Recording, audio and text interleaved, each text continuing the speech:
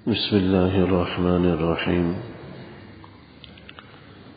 وعن أبي سعيد الخدري رضي الله تعالى عنه قال: قال رسول الله صلى الله عليه وسلم: من أكل طيبا وعمل في سنة وأمن الناس بوائقه دخل الجنة.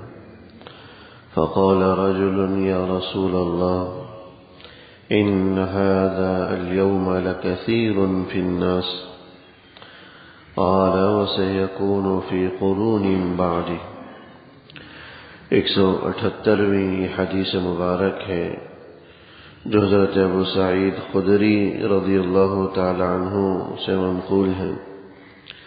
اللہ کے رسول صلی اللہ علیہ وسلم کا ارشاد گرامی نقل فرماتے ہیں: من اکل طیبا، کہ جو رزق حلال کھائے، وعمل فی سنت، اور سنتوں پر عمل پیرا ہو، سنت کے مطابق زندگی گزارے، وَأَمِنَ النَّاسُ بَوَائِقَهُ، اور لوگ اس کی ایذاؤں سے محفوظ ہو جائیں، دخل الجنہ، تو ایسا آدمی جنت میں داخل ہوگا۔ فقال رجل: یا رسول اللہ، ایک صحابی نے عرض کیا کہ اللہ کے رسول صلی اللہ علیہ وسلم، ان هذا اليوم لکثیر فی الناس، ایسے لوگ تو ہمارے زمانے میں بہت بڑی تعداد میں ہیں کہ جس کے اندر یہ تینوں باتیں پائی جاتی ہیں۔ تو اس پر حضور علیہ السلام نے فرمایا کہ وَسَيَكُونُ فِي قُرُونٍ بَعْدِ، کہ میرے بعد کے زمانے میں بھی ایسے لوگوں کی تعداد ہوگی جو ان تین اوصاف کے حامل ہوں گے۔ اس حدیث مبارک کے اندر حضور نبی اکرم صلی اللہ علیہ وسلم نے دخول جنت کی، جنت میں داخل ہونے کی تین صفات یا تین اوصاف یا تین شرائط بیان فرمائی کہ جس آدمی کے اندر تین اوصاف ہوں گے، تین صفات ہوں گی اور تین باتیں اس کے اندر پائی جائیں گی، وہ اول وہلہ میں جنت میں داخل ہو جائے۔ یوں تو جو ہے سارے ہی ایمان والے جنت میں داخل ہوں گے، سارے ہی ایمان والے جنہوں نے کلمہ پڑھا ہوگا جنت میں جائیں گے، لیکن جنہوں نے ان صفات کے بغیر زندگی گزاری ہوگی اس کا اول وہلہ میں بالکل شروع میں جنت میں داخلہ یقینی نہیں ہوگا۔ وہ اللہ کی مرضی پر ہوگا، چاہے تو داخل فرما دیں، چاہے تو گرفت فرمائیں۔ لیکن جس آدمی کے اندر یہ تین اوصاف ہوں وہ اول وہلہ میں جنت کا حقدار ہوگا، یعنی اللہ جل شانہ شروع سے ہی اس کو جنت میں داخل فرمائیں گے۔ یہ حضور علیہ السلام کی زبانی وعدہ ہے جس کا یقینی طور پر، جس کا وقوع یقینی طور پر ہے، جس کا پورا ہونا یقینی ہے۔ وہ تین صفات کیا ہیں؟ فرمایا کہ من اکل طیبا، جو پاکیزہ کھانا کھائے، رزق حلال کا استعمال کرے، حرام سے اپنے آپ کو بچاتا ہو، کیونکہ یہ اصل چیز ہے۔ جب تک انسان کا لقمہ حلال نہ ہو، لقمہ حرام کا ہو، اس وقت تک اس کی ساری عبادتیں بے جان ہوتی۔ جب لقمہ حلال کا ہوتا ہے، رزق حلال کا ہوتا ہے، تو عبادات کے اندر جان پیدا ہوتی۔ جیسے کہ احادیث مبارکہ کے اندر آتا ہے کہ ایک آدمی گڑ گڑا کر اللہ سے دعائیں مانگ رہا ہوتا ہے، رو رو کر اللہ سے دعا کر رہا ہوتا ہے، لیکن اس کی دعائیں اس کے سر کے اوپر بھی نہیں جاتی۔ کیوں؟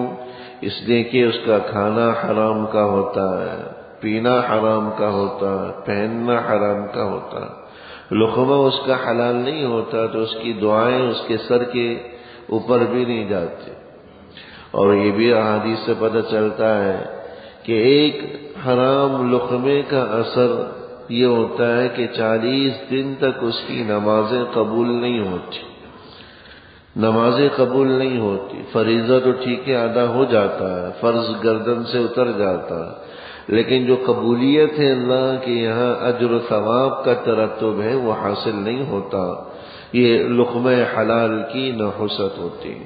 تو سب سے پہلی چیز رزق حلال کا ہو، حلال استعمال کا، تو طیبہ پاکیزہ غذا ہو، جس کے اندر حرام کی آمیزش نہ ہو، جس کے اندر جو ہے دو نمبری نہ ہو، کھوٹ خسوٹ نہ ہو۔ اور یہ ذہن میں رکھ لیجئے گا کہ حرام کے مفہوم میں صرف رشوت یا سود ہی داخل نہیں ہے، صرف چوری اور ڈاکہ کی رقم ہی داخل نہیں ہے، یہ بھی حرام میں داخل ہے۔ کوئی آدمی سود کھاتا ہے، سودی ملازمت کرتا ہے، رشوت لیتا ہے، چوری کرتا ہے، ڈاکے کے ذریعے لوٹتا ہے، یہ بھی حرام کی فہرست میں داخل ہے۔ اس کے علاوہ بھی بہت ساری حرام کی شکلیں ہیں۔ وراثت میں کسی کا حق دبایا ہوا، قرض لے کر واپس نہیں کر رہے، ناپ تول میں ڈنڈی مار رہے، ادنا چیز کو عمدہ کہہ کر فروخت کر رہے، عیبدار چیز کو صحیح سالم کہہ کر فروخت کر رہے، اوقات کار میں ڈنڈی مار رہے، ملازمت کے اوقات پورے نہیں دے رہے، تنخواہیں پوری لی جا رہی ہیں، کام کاج مکمل نہیں کیا جا رہا، جو ذمہ داریاں تفویض کی گئی ہیں، سپرد کی گئی ہیں، اس میں انسان دو نمبری کر رہا ہے اور ذمہ داریوں کو صحیح طریقے سے ادا نہیں کر رہا، وقت کو ضائع کر رہا ہوتا ہے، لیکن تنخواہیں پوری لے رہا ہوتا ہے۔ تو جتنا وقت انسان نے دیا ہے تو اس کے بقدر تو تنخواہ اس کے لیے حلال، جتنا وقت اس نے نہیں دیا، ڈنڈی ماری ہے، تو اس کے بقدر اس کے لیے تنخواہ حلال نہیں ہوتی۔ یہ سب حرام کی شکلیں، غلط بیانی کر کے ادارے سے سہولیات لے لی، ادارے سے سہولیات لے لی، بیماری کے اور میڈیکل الاؤنسز اداروں میں ملتے ہیں، بیمار ہوا نہیں لیکن جھوٹا میڈیکل کی رسید بنا کر پیسے لے لیے ادارے سے، سہولتیں لے لی، طرح طرح کی جو ہے نا برائیوں والی شکلیں ہمارے معاشرے کے اندر پائی جاتی ہیں۔ یہ سب اکل حرام کے زمرے میں داخل ہیں، ناجائز کے زمرے میں داخل ہیں۔ تو سب سے پہلی اور بنیادی شرط من اکل طیبا، کہ جس کا لقمہ حلال کا ہو، پاکیزہ ہو، حرام سے بچاتا ہو۔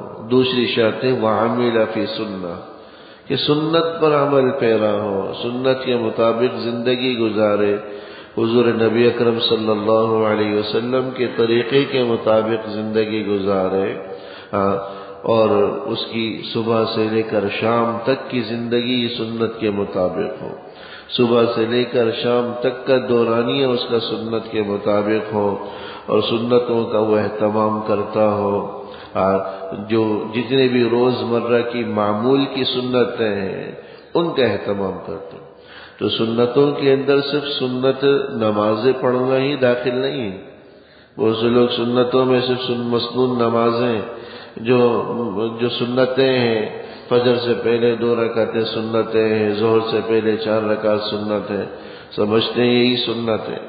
ہر چیز کے اندر حضور علیہ الصلوۃ والسلام کی سنت ہے، لباس پہننے کے اندر، کنگھی کرنے کے اندر، جوتے پہننے کے اندر، گھر میں داخل ہونے کے اندر، گھر سے باہر نکلنے کے اندر، بازار جانے کے اندر، دکان کھولنے کے اندر، ہر چیز کے اندر حضور علیہ الصلوۃ والسلام کی سنتیں ہیں۔ ملاقات کے وقت کیا سنتیں ہیں، آداب کیا، ان ساری سنتوں کا اہتمام ہو۔ تیسری جو شرط بیان کی گئی وَأَمِنَ النَّاسُ بَوَائِقَهُ، کہ لوگ اس کی ایذاؤں سے، تکلیفوں سے اور اس کی طرف سے ایذا رسانی سے محفوظ ہوں، بچے رہیں، دخل الجنہ، کہ اس کے قول و طریق سے کسی کو ایذا نہیں پہنچ رہی، اس کے قول و فعل سے کسی کو ایذا اور تکلیف نہیں پہنچ رہی، اس کے طرز زندگی سے کسی کو تکلیف نہیں پہنچ رہی، وہ راستے میں تکلیف دہ چیزوں کو نہیں ڈال دیتا، گھر کے باہر کوڑا کرکٹ نہیں ڈال دیتا، گھر کے باہر کیچڑ نہیں کرتا جس کی وجہ سے لوگوں کو ایذا ہو رہی ہو، چلنے میں دشواری ہو رہی ہو۔ اگر یہ صفات اس کے اندر ہیں تو دخل الجنہ، یہ آدمی جنت میں اول مرحلہ میں داخل ہوگا، جنت میں دخول اس کا یقینی ہوگا۔ اب یہ دیکھیں کہ یہاں پر 3 باتیں بیان کی گئی، من اکل طیبا، رزق حلال۔ علماء فرماتے ہیں کہ رزق حلال کے جملے کے اندر سارے حقوق اللہ جل شانہ نے داخل کر دی، یعنی جتنے بھی اللہ کے حقوق ہیں ان پر عمل پیرا ہو۔ وَأَمِنَ النَّاسُ بَوَائِقَهُ، لوگ اس کی ایذاؤں سے بچے رہیں. سارے حقوق العباد، بندوں کے حقوق اس کے اندر داخل کر دی. وہ ہے کہ وہ اللہ کے حقوق بھی پورا کرتا ہو، بندوں کے حقوق بھی پورا کرتا ہو. اور دوسری اہم بات جو اس حدیث سے پتہ چلی وہ یہ کہ حضور علیہ الصلوۃ والسلام نے سب سے پہلے رزق حلال کو بیان کیا، اس کے بعد سنتوں کو بیان کیا کہ من اکل طیبا، جو پاکیزہ رزق کھائے، وعمل فی سنت، اور سنتوں پر عمل کرے. تو رزق حلال کو پہلے بیان کرنا، سنتوں کو بعد میں بیان کرنا، یہ اس بات کی طرف اشارہ ہے کہ سنتوں پر عمل وہی آدمی کر سکتا ہے جو حرام سے اجتناب کرتا ہو، رزق حلال کا اہتمام کرتا ہو. تو جس کی زندگیوں میں رزق حلال نہیں تو سنتیں بھی اس سے کوسوں دور ہوتی ہیں، اور رزق حلال نہیں ہے تو سنتوں سے بھی محروم ہوتا ہے. ہاں، جس کو اللہ جل شانہ نے رزق حلال دیا ہو وہ عبادات پر، طاعات پر، سنتوں پر خود کو لاتا ہے، اس کی زندگی سنت کے مطابق ہوتی ہے، جبکہ خود وہ رزق حلال، لقمہ حلال کا اہتمام کرتا. تو یہ لقمہ حلال کی تاثیر ہوتی ہے، اثر ہے. اس کا اثر یہ ہوتا ہے کہ انسان کی زندگی کے اندر طاعات، عبادات، نیک اعمال کا جو ہے اثر رسوخ بڑھ جاتا ہے، وہ لوگوں کے حقوق ادا کرتا. تو یہ تین صفات ہیں. فرمایا کہ دخل الجنہ. تو ایک صحابی نے عرض کیا کہ اللہ کے رسول صلی اللہ علیہ وسلم، ہمارے زمانے میں تو آپ کی صحبت ہے، آپ کی وجود مبارک کی وجہ سے ایسے لوگ بے شمار ہیں جس کے اندر یہ تینوں صفات موجود ہیں، رزق حلال کا اہتمام کرنے والے، سنتوں پر عمل کرنے والے، لوگوں کو ایذاؤں سے بچانے والے تو بے شمار لوگ ہیں. سائل کا مقصد یہ تھا کہ آپ کی وجود کی وجہ سے، آپ کی صحبت کی وجہ سے تو آپ کے زمانے میں بہت ہے، لیکن جب آپ دنیا سے چلے جائیں گے تو کیا پھر بھی لوگ ہوں گے ایسے جن کے اندر یہ صفات ہوں گی؟ حضور نے فرمایا کہ وَسَيَكُونُ فِي قُرُونٍ بَعْدِي، کہ میرے بعد کے زمانے میں بھی ایسے لوگ بکثرت ہوں گے جو تین اوصاف کے، ان تین صفات کے حامل ہوں گے. من اکل طیبا، رزق حلال کا اہتمام کرنے والے، سنتوں پر عمل پیرا، اور لوگوں کو ایذا رسانیوں سے بچانے والے. تو اس سے یہ بات بھی معلوم ہوئی کہ نیکی، اچھائی، خیر تا قیامت رہے گی.